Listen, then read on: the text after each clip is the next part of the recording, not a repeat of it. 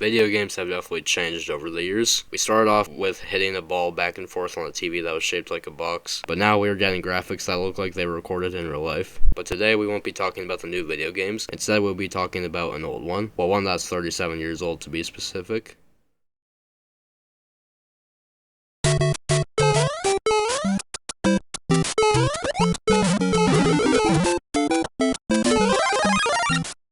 Shigeru Miyamoto was born on November 16, 1952. His family lived in the town of Sonobe, Kyoto in Japan. During his childhood, he did activities like drawing, painting, playing baseball, and participating in puppet shows. In his early childhood, his family didn't have a TV or car. When him and his family could go to the movies, they would see Disney movies. Eventually, when he was 11, his father purchased a TV. Miyamoto discovered Japanese animation and loved it. When he was in middle school, he got into manga, which are Japanese comics. Later on in his childhood, he and his family moved to Kyoto. Miyamoto went to Kanazawa Municipal College of Industrial Art and Design. Miyamoto was not the best student. He wouldn't attend classes when he was supposed to, but while in college, he would play with his band that he formed in random venues in Japan. Eventually, after 5 years at college, he would graduate with a bachelor's degree in industrial art and design. In 1977, he would be offered a position at Nintendo. The president of Nintendo at the time was Hiroshi Yamauchi. The only reason that Miyamoto was able to get an interview at Nintendo was because Yamauchi was friends with Miyamoto's father. Miyamoto went into the toy-making business at Nintendo. Yes, Nintendo used to make random toys like Table Soccer, Drive Game, and an Eleconga, which was an electric drum set that was unsuccessful, and they also made a lot more random toys. In 1978, Nintendo started to create arcade games. One of their first games was called Radarscope, which was released in 1980, and it failed miserably. Miyamoto was tasked to create a game that would substitute Radarscope. Miyamoto wanted to make a video game based on the cartoon character Popeye. However, Nintendo wasn't able to get the rights to this character, so Miyamoto had to make another character because of copyright. I feel his pain.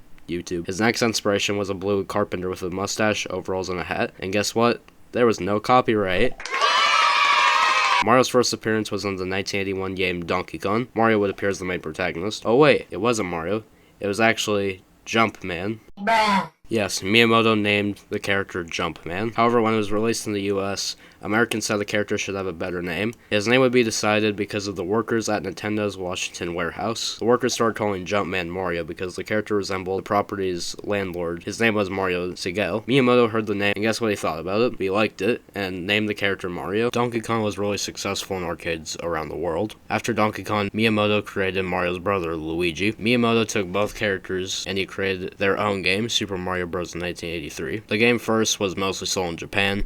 However, 2 years later, like the game Donkey Kong, was very successful around the world. The game was able to be bought for the NES. The NES became the best-selling console of its generation. The console sold 6 million units, so, I would say that's a lot, but that's just my opinion. Mario has had a lot of different appearances in different media. There have been different types of Mario games like Mario Kart, Super Mario Galaxy, Super Mario Maker, which it's kind of like Minecraft, but you can make Mario levels. It's pretty fun. And there's been a lot of other games. And in 1993, when Mario was in its peak of fame, they made a Mario movie, but it sucked. They gave Mario and Luigi guns, Come on, you can do better, Nintendo. Now, hopefully they make a better Mario movie, because next year in 2023, they are making a Mario movie. It has been estimated early this year that the Mario franchise has sold over 396.80 million copies worldwide. It has made over $22 billion.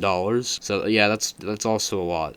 Nintendo has made a lot from the series. And that is the history of Mario. I hope you all enjoyed this, little history of Mario and how it was created. I hope you all found it interesting, and yeah, I'll see you all later. Have a good one. More of these will be coming out, and Happy New Year's.